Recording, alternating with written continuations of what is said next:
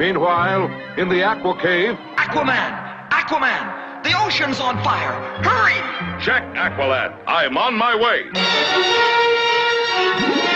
He is the son of Atlantis and the king of the seven seas. Welcome to WatchMojo.com, and today we'll be exploring the comic book origins of Arthur Curry, otherwise known as Aquaman.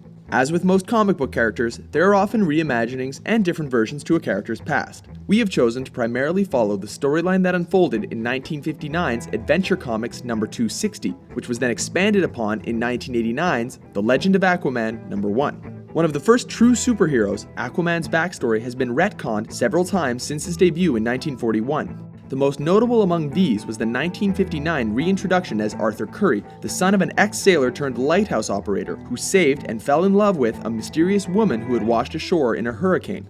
Keeping her past a mystery, the woman's secrets began to unravel soon after she gave birth to Arthur. When the baby was only 10 months old, he fell off the side of a boat and miraculously began to swim. At the age of 2, he accidentally struck his head while in the water and was thought to have drowned. His father searched the water tirelessly, only to discover the submerged boy happily playing with a turtle. This uncanny ability was only just taking shape, and Arthur soon began to interact with other sea creatures. The long-sought truth was finally revealed when Arthur's mother lay on her deathbed. There, she told her husband and son that she had come from the lost city of Atlantis, having been exiled when attempting to visit the outside world. Following her death, Arthur discovered that he had the power to control sea creatures, and sought to fulfill his destiny as the ruler of the oceans with the help of his father, who in turn devoted himself to mentoring Arthur, even going so far as to build a training aquarium. Within, Arthur uncovered the power of telepathy, using it to soon guide sea life to safety and emerge as their leader. In the 1989 special, The Legend of Atlantis, Arthur was retconned to not only have found the lost city, but become imprisoned there, forced to wear their Atlantean prison garb. This was made up of his iconic orange tunic, yellow belt, and green trunks. In that story, he likewise met a professor named Vulko, who taught him the Atlantean language and explained how Atlantis had become a totalitarian civilization. Eventually, Aquaman learned all that he wanted to know of Atlantis and escaped, continuing to wear the prison uniform as a symbol of his heritage. He has since defended Earth's oceans and interfered with underwater military testing. He likewise opened an undersea hospital where he spent his time mending injured sea life who would heal him in return after deadly struggles with those who attempted to destroy their habitat.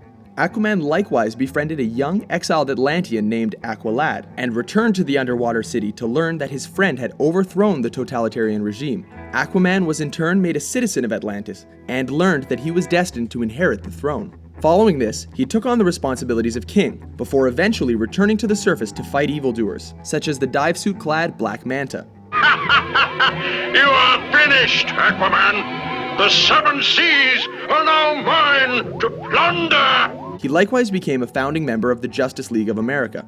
Aquaman has since appeared in various media and found himself as the butt of countless superhero jokes on various comedy programs such as Robot Chicken, despite having been recast as a serious comic book character forced to deal with environmental issues and the weight of his crown. Who's gonna save Earth from a giant meteor while Superman's vacuuming? You? I don't think so. I could. Hey!